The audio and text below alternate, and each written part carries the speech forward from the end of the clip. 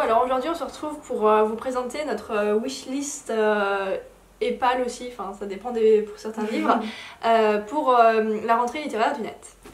Donc c'est Pico Books qui a lancé, il me semble, ce phénomène, on va dire. On s'est dit que c'était super intéressant. Le tout premier livre que j'ai mis dans ma palle, c'est pas une sortie en grand format, c'est une sortie en format poche. C'est le 3e tome de Endgame. On pourrait penser que c'est un plagiat de Hunger Games, mais pas du tout, hein. C'est complètement différent, il y a juste le titre qui ressemble un tout petit peu.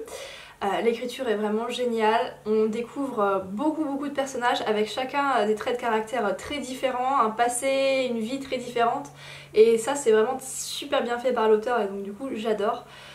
Pour vous résumer rapidement, il y a une dizaine d'adolescents répartis un peu partout sur la planète. Chacun est issu d'un peuple différent et ils vont devoir se battre pour remporter l'endgame. La Terre est menacée par un peuple surpuissant. Le peuple du gagnant aura le droit de survivre après la destruction de la Terre. Du coup ils vont devoir se battre à mort. C'est assez violent mais pas trop parce que ça reste jeunesse. Mais c'est vraiment super bien mené, c'est pas quelque chose qui est tout gentillet où il n'y a pas de mort ou quoi que ce soit, c'est vraiment très bien fait. Le point le plus marquant ça reste les caractères des personnages qui sont vraiment poussés à fond. Il y a énormément d'énigmes aussi. En plus l'auteur propose une énigme qui peut être résolue par les lecteurs et qui emmène à un trésor d'une certaine somme d'argent, je sais pas. Alors je sais pas si c'est déjà résolu ou pas, ça fait un petit moment que c'est lancé donc quand même voilà. Donc c'est vraiment un livre super intéressant et j'attendais cette sortie depuis longtemps. Une sortie que l'on attendait toutes les deux et donc un roman qui est déjà sorti puisqu'on s'y prend un peu tard. Il s'agit du tome 2 de Lady Hélène et donc qui est déjà dans ma palle. On a toutes les deux lu et beaucoup apprécié le premier tome de Lady Hélène. Donc pour ceux qui ne savent pas encore ce que ça raconte, c'est l'histoire d'une jeune fille de la haute société londonienne qui fait son entrée dans le monde et qui découvre par la même occasion qu'il y a des démons qui habitent ce monde. Aux côtés d'un homme du nom de Lord Carlston, pas très bien vu par la société, elle va apprendre, elle va découvrir donc ces démons et devoir faire le choix entre une vie qui la terrifie mais qui est pleine de rebondissements et pleine de dangers et une vie très bien rangée avec un beau petit mariage qui ne lui correspond pas du tout. On a beaucoup aimé, il y a vraiment un très gros travail par rapport à l'époque, ça se passe en 1812 et on est vraiment plongé dedans. Les démons, l'espèce de magie qui est représentée dans ce livre, c'était vraiment neuf, c'était vraiment super. Du coup, j'ai hâte de voir ce que ça va donner avec le second tome. Petit plus pour les deux couvertures qui sont absolument sublimes. Enfin, moi j'ai une préférence pour la première, je sais pas si vous allez voir, mais elles sont juste trop belles. Voilà.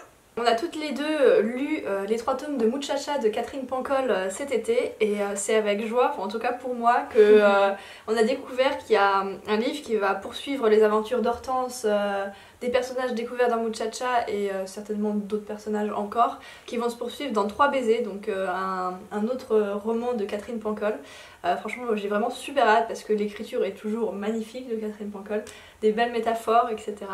Et j'ai vraiment envie de retrouver ces personnages et de savoir ce qu'ils vont donner. On a eu des réponses aux questions qu'on se posait dans Muchacha etc. Mais ils peuvent poursuivre leur vie et on veut savoir si ça va bien tourner, mal tourner etc. Surtout pour Hortense notamment. Moi c'est ça qui me laisse un peu en retrait par rapport à cette sortie. J'ai vraiment très hâte de lire la suite de leur vie parce que c'est vraiment ça, c'est l'histoire d'une vie, on en a déjà parlé, on vous mettra la vidéo sur Pancol quelque part. C'est vraiment ça, c'est l'histoire d'une vie, sauf qu'une vie ça s'arrête qu'à la mort des personnages et si on suit tous les personnages jusqu'à leur mort, c'est pas prêt de s'arrêter. Je pense qu'à un moment donné, il faut dire stop, il y a une fin à faire et c'est pour ça que là je suis un peu sceptique par rapport à la suite. Je sais pas si elle était vraiment nécessaire. J'ai hâte de la lire, j'ai hâte de retrouver Pancol, mais voilà. Une sortie du 14 septembre que j'attends avec impatience et je sais... Alors normalement le 14 septembre pour vous c'est demain. Voilà. Donc vous savez que demain, pour vous, je serai en librairie et j'irai chercher le 2e tome de The Curse, donc The Crime de chez Lumen. J'ai beaucoup aimé The Curse, je crois même que ça a été un coup de cœur. J'ai beaucoup aimé les personnages, je vais pas vous faire de résumé pour éviter de vous spoiler le premier tome parce que ça peut gêner la lecture, hein, je le sais, je suis désolée.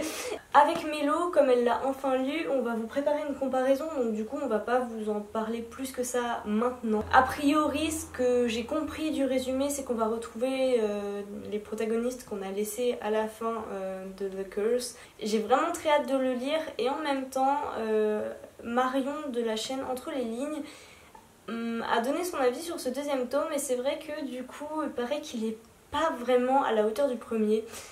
Donc voilà, je vais me faire mon propre avis mais je ne pars pas avec de trop hautes attentes, sinon je suis sûre que je serai déçue. Alors moi je sais pas trop s'il sera dans ma palle ou pas, j'essaierai certainement de le lire parce que j'ai été déçue par ce premier tome, enfin je sais pas adhéré quoi. Je vous expliquerai pourquoi dans la vidéo de comparaison bien sûr. Et voilà, donc il y sera peut-être. Ensuite c'est un livre qu'on ne possède pas encore, que j'achèterai certainement. C'est Frappe-toi le cœur de Amélie Nothomb. Donc en fait c'est une auteure qu'on ne connaît pas du tout. On n'a jamais lu, pourtant on en entend toujours parler. Et donc du coup c'est pour ça qu'on a envie de découvrir ce que c'est, parce que ça a l'air d'être une lecture assez singulière. Une auteure assez particulière aussi. Il paraît, enfin moi j'ai entendu de très bons avis sur cette sortie. Il paraît que c'est l'un de ses chefs-d'œuvre qui est vraiment extraordinaire.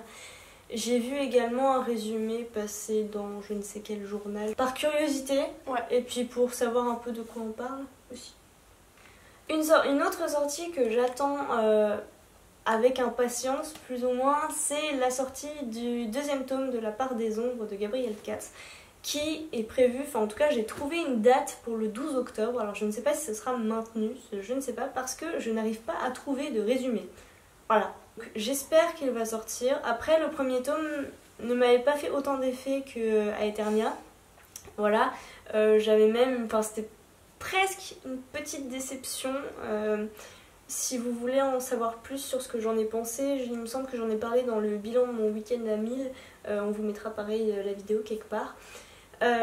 Donc j'attends de voir déjà s'il va sortir le 12 octobre et ensuite de voir s'il va rattraper un peu ce premier tome. Alors ensuite celui que j'ai mis dans ma wishlist c'est Marraine de Jean-Baptiste Andrea. Donc je me suis dit que c'était avec la rentrée c'est le moment de lire des choses dont j'ai pas l'habitude de lire. Donc après je suis pas sûre que je vais apprécier ou pas. Mais l'histoire a l'air très mignonne, très à la fois douce et triste je pense.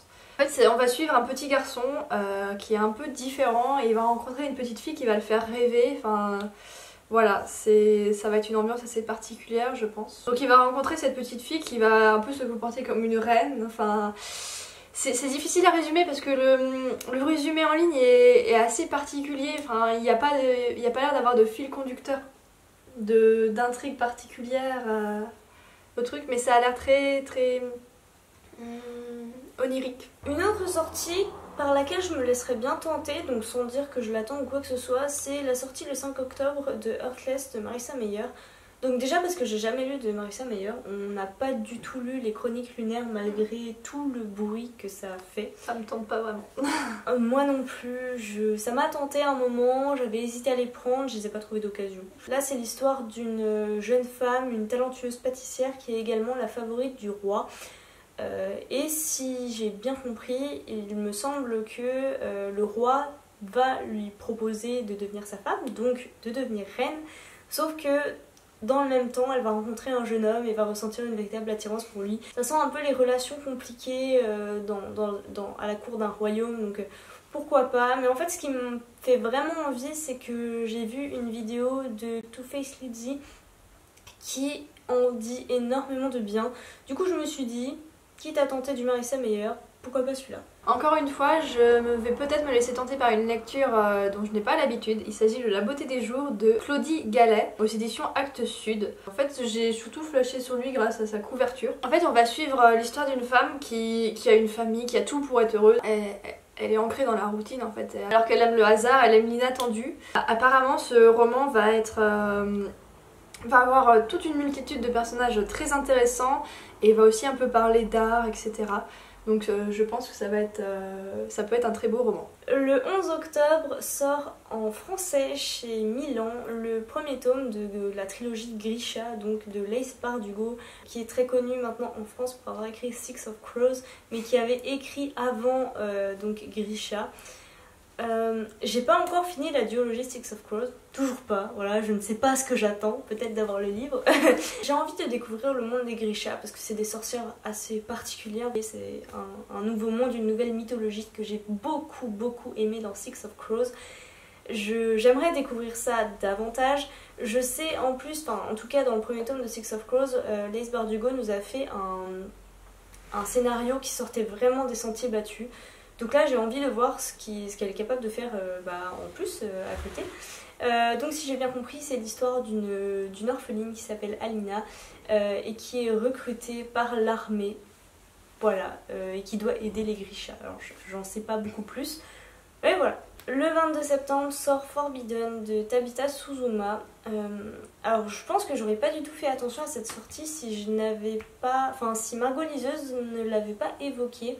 Elle l'a lu avec d'autres booktubeuses et elles ont même fait un live donc auquel je n'ai pas assisté parce que je l'avais pas lu.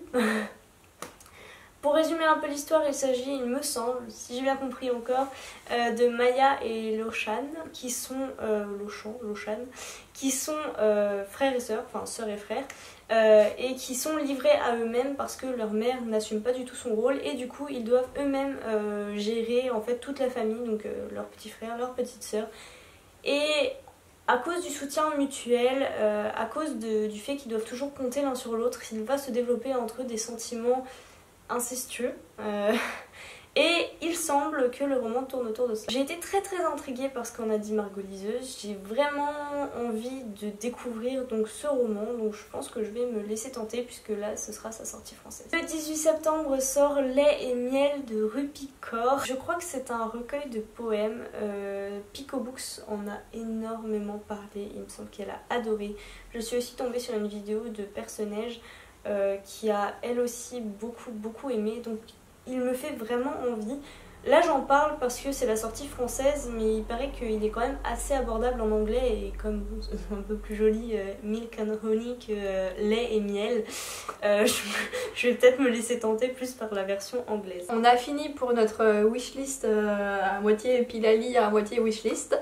On espère que ça vous aura plu. N'hésitez pas à nous dire si vous participez aussi à ce mouvement, quel est votre pile à lire pour la rentrée. En cette rentrée littéraire, on vous souhaite de très bonnes trouvailles, de très belles lectures et on se dit à la prochaine fois.